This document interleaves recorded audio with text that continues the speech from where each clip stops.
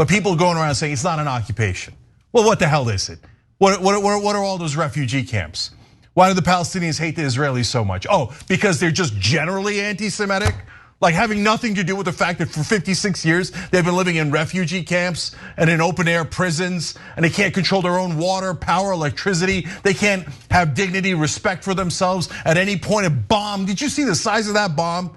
We have eyes, we can see. Israeli propaganda and American propaganda is not working anymore. No one is buying that crap other than the dumb people in Washington who think, oh, we're just gonna get everybody on cable news to say Israel is awesome and the Palestinian lives don't matter, that they're scrubby little savages and we're allowed to murder them 24/7. It's not working. The rest of us are enraged, okay? And look at how badly it's falling apart. Even Wolf Blitzer, who basically worked for AIPAC, is now questioning the IDF. You've got Wolf Blitzer questioning the IDF. You're losing the people. You know why you're losing the people? If you're the right-wing government of Israel or the current right-wing government of America, I don't care what you call yourself, you're a right-wing or if you're in favor of this savagery. You're losing people because you are wrong. It is an occupation. It is brutal. It is oppression. Look at the size of that crater. Okay, I want to ask you guys, please be honest with yourselves, no matter what side you're on. Let's say you've got a terrible guy, and I'll make it as extreme as possible, killed your family. How mad would you be? I'd be super mad. And then they say, okay, that bad guy has 50 civilians around them. Innocent people, moms, dads, kids, grandmothers. Do you murder those 50 people to get the bad guy? There's a significant portion of this country and almost the entirety of our United States government who say yes, yes, we do. The entire US government, other than Rashida Tlaib and Bernie Sanders a tiny bit, are saying murder, murder, murder, murder the civilians. Because Israel has a right to defend itself by killing all those civilians. No, you don't. That's not what, you have a right to defend yourself, but not by killing innocent civilians. By the way, if you don't like that fact, I'm gonna tell you something that's gonna shake your worldview, and then you're gonna hate me for it, but it is inarguable. That is exactly what Hamas says. Hamas says, I have a right to murder your civilians because they are oppressing me. And we live under occupation. We can't control our borders. We can't control anything. And look at what you do to my people. You kill us at 4 times the rate we kill you. You kill us 10 times, 100 times the rate we kill you. And we're the terrorists? And by the way, the correct answer to that is yes, they are the terrorists. But if you are 4 times worse than the terrorists, what does that make you?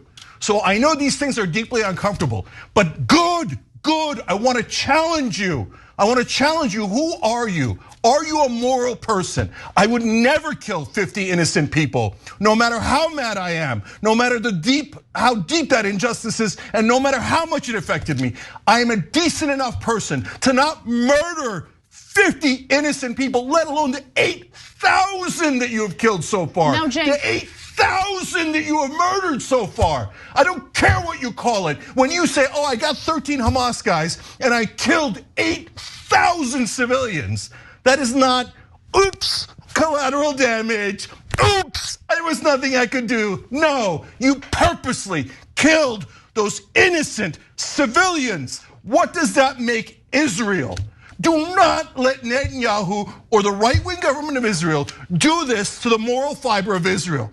Right now, the whole world is looking on with unbelievable disgust and can't believe what they're doing. It's one thing when a terrorist group does it. There's nothing we can do about a terrorist group. We're all against terrorist groups. But when a government does it, with our money and our weapons, it is righteous, I am moral, I murdered those people out of morality. No, you didn't. No, you didn't. And the whole world right now is going, Israel, you've got to stop. If you don't stop, this whole thing is gonna boil over. And now it's no longer just about the deep, deep immorality of the occupation. Now I'm significantly worried about Israel. The Houthis from Yemen are coming in. Are you guys nuts? You're gonna have the whole world attack you? Get rid of Netanyahu today. You're on the brink of absolute disaster. and then for the first time in my lifetime, an existential danger for Israel. Turn around as a friend and an ally. I'm telling you, you have to turn around. If you don't turn around now, you're in mortal danger.